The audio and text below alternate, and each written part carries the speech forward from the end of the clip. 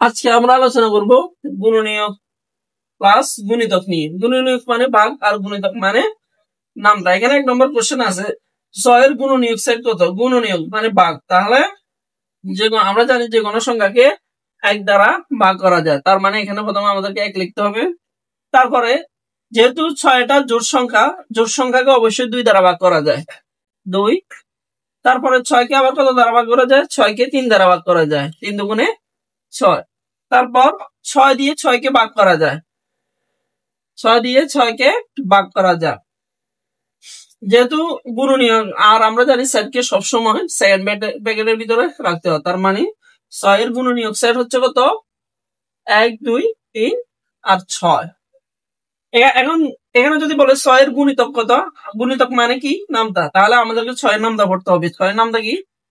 6 একে 6, 6 দুগুণে 12, 3 6 18, 4 6 24।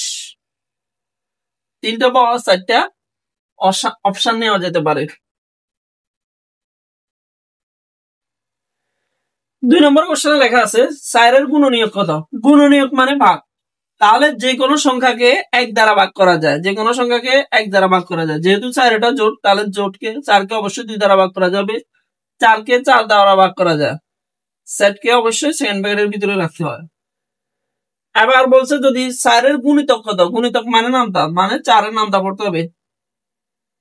4 একে 4, 4 দুগুণে 8, 3 4 12, 4 4 16।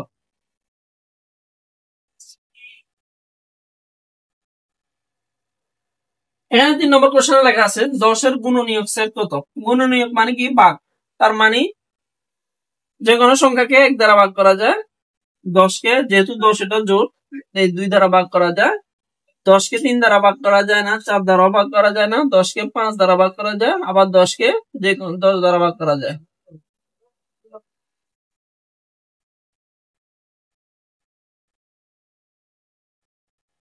এখানে লেখা আছে 10 এর গুণিতক মানে কত? গুণিতক মানে কি? নামতা। 10 এর গুণিতক কত? তাহলে আমাদেরকে 10 এর নামতা পড়তে হবে।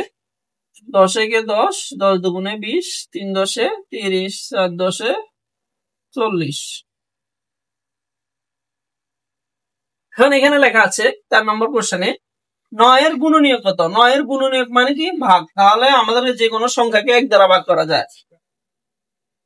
যেহেতু 9টা বিজোড় সংখ্যা, 9টা বিজোড় সংখ্যা, তার মানে 9 কে 2 দ্বারা ভাগ করা যাবে না।